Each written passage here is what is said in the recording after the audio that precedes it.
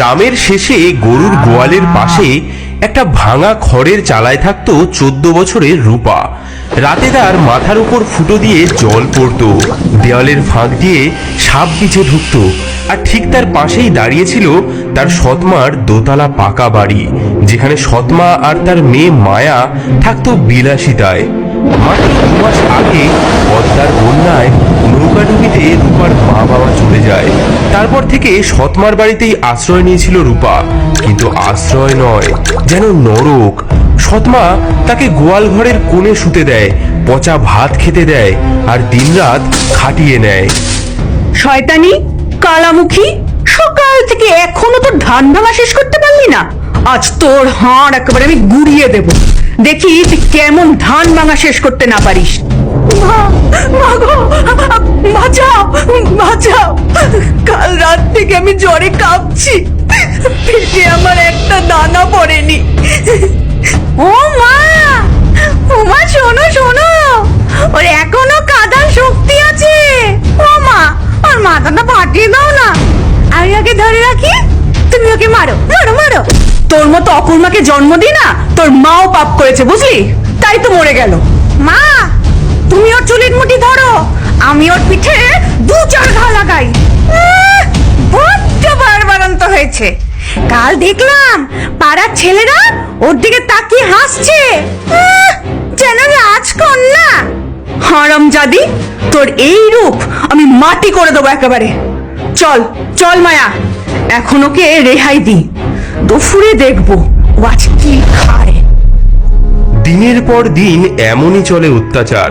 রূপা কাজ করে যায়, আর সৎমা ও মায়া উপভোগ করে তার কষ্ট। এই যে, এই খা, তোর এই যোগ্যতা।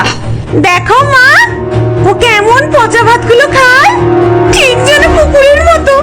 আর শোন, আজ পুকুর থেকে তুই কলমি শাক তুলে আনবি বুঝলি, নইলে কিন্তু রাতে খাবার পাবি না। কিন্তু মা, পুকুরে তো এখন সাপের উপদ্রব। তাতে কি হয়েছে, সাপ কামড়ালে কামড়াবো, তাতে আমাদের। সেদিন বিকেলে আকাশে কালো মেঘ জমেছে, কাল বৈশাখী ঝড় আসছে। মা দেখো, কি ভয়ঙ্কর মেঘ, আজ প্রচন্ড ঝড় আসবে। ঠিক সময় ঝড়টা আসছে, আজ রাতেই শেষ করবো এই অলক্ষণীটাকে। কি করবে মা? শোন, আমাদের বাড়ির পেছনের ওই বনে একটা পুরনো তেঁতুল গাছ আছে না, সেখানে এই সময় খুব টক তেঁতুল ধরে বুঝলি। ওকে ওই ঝড়ের রাতে পাঠাবো সেই তেঁতুল পাড়তে। বাহ, ঝড়ের মধ্যে গাছে উঠে ও পড়ে মরবে, আর পড়ে না মরলে বাঘে খাবে। কাল বৈশাখীর কালো মেঘে আকাশ ছেয়ে গেছে, বিদ্যুৎ চমকাচ্ছে, দূরে শিয়ালের ডাক শোনা যাচ্ছে। শোন হতবাগি, আমার না খুব তেঁতুল খেতে ইচ্ছে করছে, আমার জন্য তুই বনের থেকে তেঁতুল নিয়ে আয়। কি মা, এই ঝড়ে তেঁতুল পাড়তে যাব? বেশি কথা না বলে যা বলছি তাই কর। শুধু তেঁতুল নয়, 10টা পাকা তেঁতুল আনবি, একটাও যদি কম হয় না তোর খুলি ফাটাবো আমি। বাইরে ভীষণ ঝোড়ো হাওয়া উঠেছে। রূপা একটা ঝুড়ি হাতে করে বেরিয়ে পড়ে তেঁতুল আনার উদ্দেশ্যে। সৎমা তার হাতে একটা শুকনো রুটি দিয়ে দেয়। এই এই নে, একটা রুটি নে, নয়তো আবার মরে গিয়ে ভূত আমার ঘর মটকাতে আসবি, আবার বলবি আমি তোকে খেতে দিইনি। এবার যা। সৎমা আর মায়া দাঁড়িয়ে দেখতে থাকে রূপা কিভাবে জঙ্গলের অন্ধকারে মিলিয়ে যায়। যা যা, তাড়াতাড়ি যা, হয় তোকে সাপে কামড়াবে, নয় পড়ে মরবি, আর নয়তো ওই বাঘে খাবে, তিনটের একটা তো হবেই। ভিজে কাপড়ে রূপা বনের পথ ধরে হাঁটতে থাকে। আকাশে বিদ্যুৎ চমকাচ্ছে, গাছের ডালপালা ভেঙে পড়ছে চারিদিকে।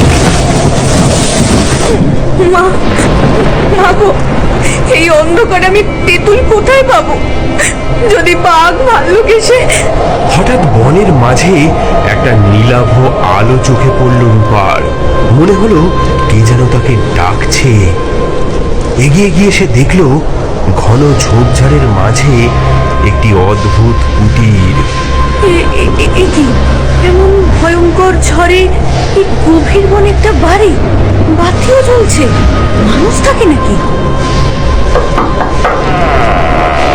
কে রে মা তুই এই ঝড় বৃষ্টিতে একা একা? ঠাকুরমণি, আমি একটা অভাগী মেয়ে। সৎমনা আমাকে পাঠিয়েছে তেঁতুল আনতে। ভিজে একাকার হয়ে গেছি, একটু আশ্রয় দেবেন? সেই তিন ছোট্ট মানুষ রূপাকে ভেতরে নিয়ে গেল। বাছারে, তোর সর্বাঙ্গ ভিজে গেছে, দাঁড়া গরম জল দি, আর এই নে গরম চাদর। রূপা গায়ে গরম চাদর জড়িয়ে নিল এবং তার ঝোলা থেকে সেই শুকনো রুটিটি বার করলো। আমার কাছে না শুধু এই শুকনো রুটিটাই আছে, আপনারা নিন, আমরা ভাগ করে খাই। এই ঝড়ে তোকে কে পাঠালো মা তেঁতুল আনতে? সৎমা বলেছে 10টা টক তেঁতুল না আনলে বাড়িতে ঢুকতে দেবে না, কিন্তু এই অন্ধকারে মনের মাঝে। তিন ছোট্ট মানুষ একে অপরের দিকে তাকালো, তাদের চোখে যেন নক্ষত্রের আলো জ্বলে উঠল। মা, এই ঘরটা বড্ড অগোছালো হয়ে আছে, তুই কি একটু গুছিয়ে দিবি? হ্যাঁ মা, দেখি তোর হাতের কাজ কেমন। এই মাটির হাঁড়িগুলো সাজিয়ে রাখ, চালের বস্তাগুলো একটু সরা, গম ডালের থলেগুলো গোছা, আর ঘরের মেঝেটা একটু মুছে দে মা, তারপর দেখবি কি হয়। কি সরল মেয়ে, ভিজে কাক হয়েও ভাগ করে দিল রুটি। কত কষ্ট পেলেও দেখো মুখে হাসিটা ঠিক রয়েছে। চলো এমন কিছু করি যাতে ওর জীবনে আর কোনোদিন দুঃখ না থাকে। আমি দিলাম প্রথম বর, তোমার জীবনের সব দিন যেন আগের দিনের চেয়ে বেশি আনন্দময় হয়। আমি দিলাম দ্বিতীয় বর, প্রতিটি কথার সঙ্গে তোমার মুখ দিয়ে যেন মোহর ঝরে। আমি দিলাম তৃতীয় বর, এক রাজা যেন তোমাকে বিয়ে করে। এদিকে বাইরে ভোরের আলো ফুটে উঠতে শুরু করেছে। ঘর পরিষ্কার করতে করতে রূপা দেখলো সেই ঘরের বাইরে অনেক পাকা তেঁতুল পড়ে রয়েছে। সৎমা যেমন চেয়েছিল ঠিক তেমনই পাকা তেঁতুল। হ্যাঁ, নে মা নে, তোর ঝুড়িতে তুলে নে।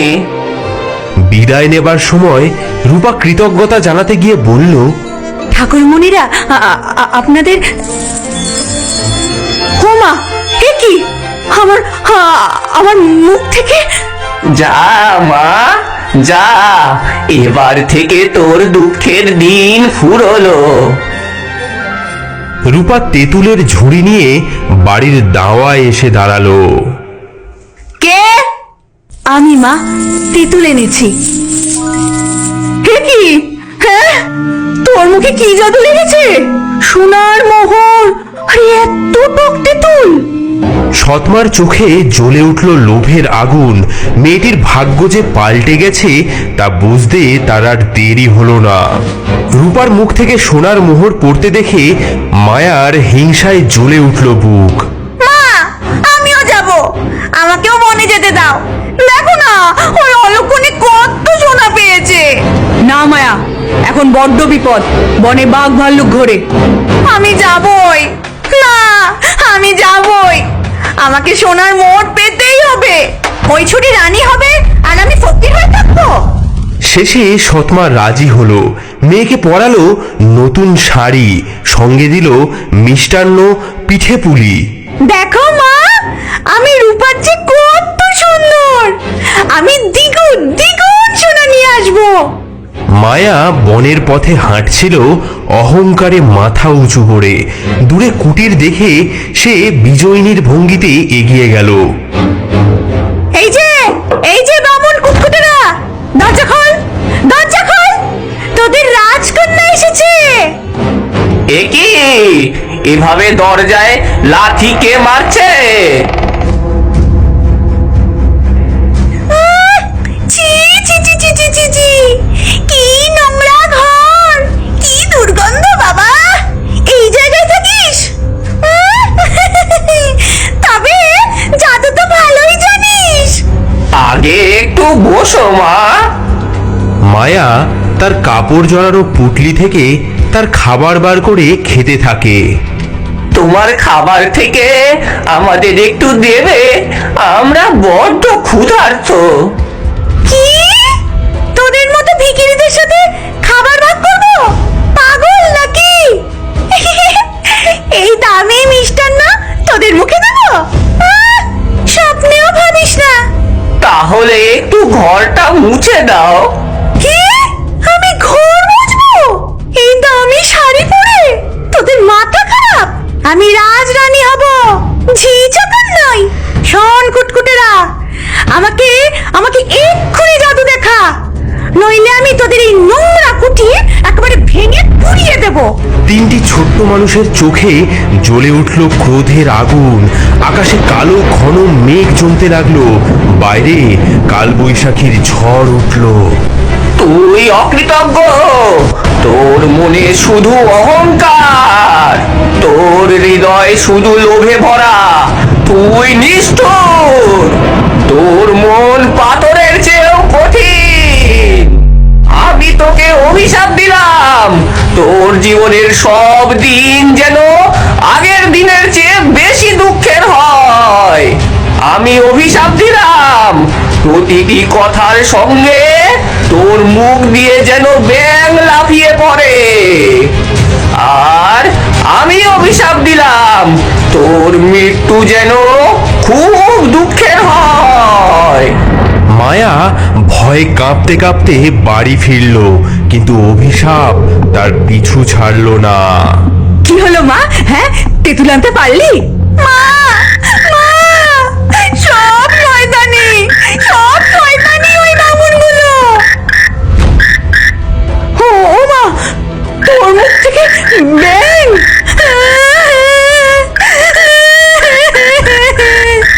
মা, মা গো, আমার কি হলো?